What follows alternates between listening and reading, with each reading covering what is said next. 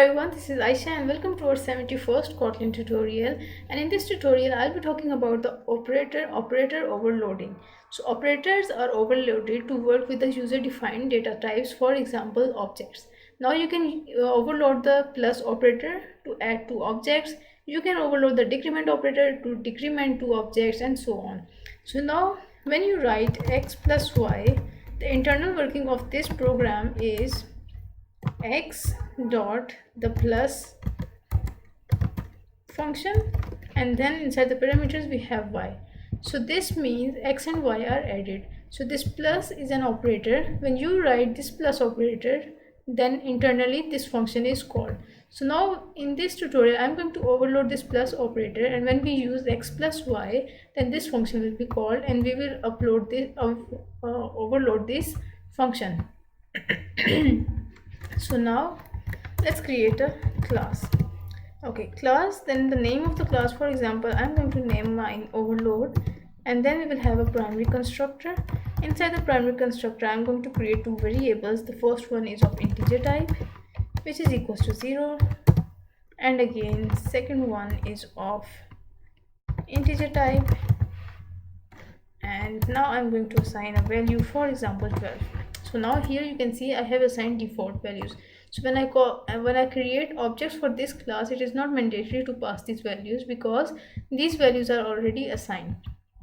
So now inside the body of the class I'm going to overload the plus operator, and if you want to overload anything, any operator, you have to use the keyword which is operator.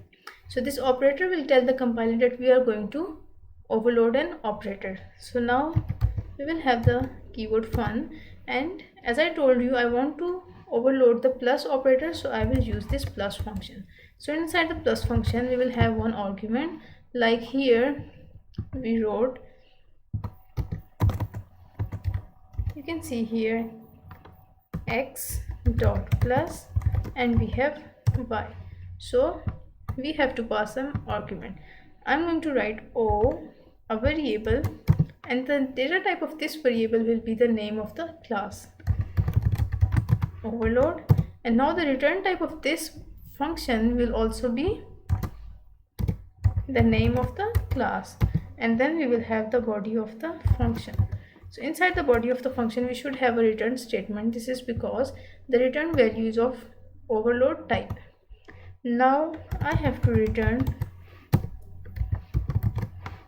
overload and these parameters. So what are the parameters? A and B. So I have to pass A, for example, plus, and this O variable dot A, and then we will have a comma, and for B I will write B plus O dot B. So now whatever the values we will pass, they will be added. So x coordinate, and then we will have y coordinate. So take an example here. It is the x coordinate and it is the y coordinate, and when we are passing the objects we will pass two objects and we will add these two objects, then the x coordinates of these two objects will be added and the y coordinate of these objects will be added, and we will have the result.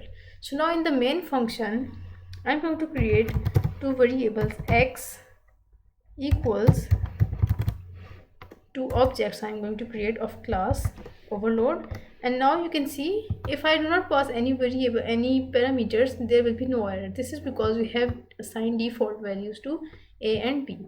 But here I'm going to pass some value, for example 3 for x coordinate and 9 for the y coordinate, and then again another object of same class 5 and 8, and now I'm going to create another object which will store the addition of these two objects. Sum equals overload, and it is initialized to nothing.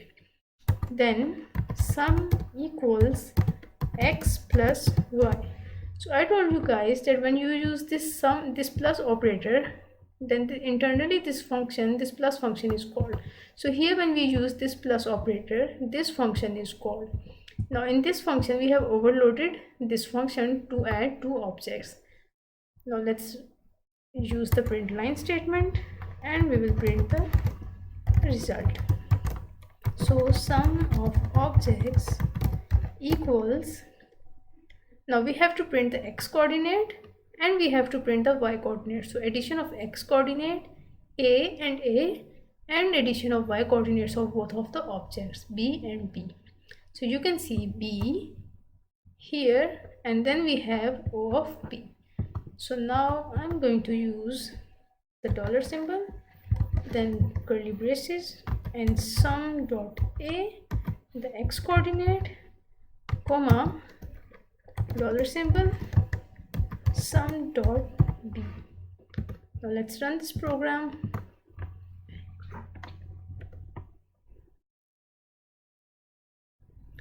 And you can see here our addition of x coordinates 3 plus 5 is printed and 9 plus 8 is printed. Here we have 17. So this is how you can overload the plus operator. Now I am going to overload a decrement operator. So what is this decrement operator? You have to write minus minus x. So this is equivalent to DEC, and then in the parameters we have x. So now we are actually decrementing this variable x. So now I am going to overload this function or this operator. Now let's remove these lines and we will have the class overload class. Inside the class we have two parameters, then we will have operator function, then here I'm going to overload the decrement operator. So I will write decrement function and it contains only one line, so I will use this assignment operator and then overload, and I will simply use minus minus a and minus minus b. So now the values of the objects will be simply decremented. So here I'm going to create an object obj overload, and then I'm going to pass some value, for example 3 and 9, and when I write minus minus object, then this function will be called. So now let's run this program. First of all I have to use the print line statement,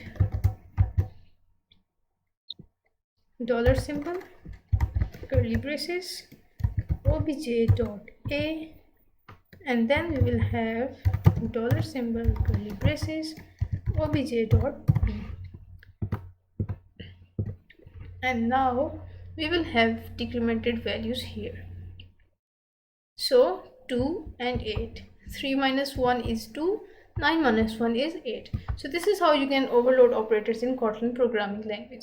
So guys, that's it for this tutorial. Thank you guys for watching the video and I'll see you in the next tutorial.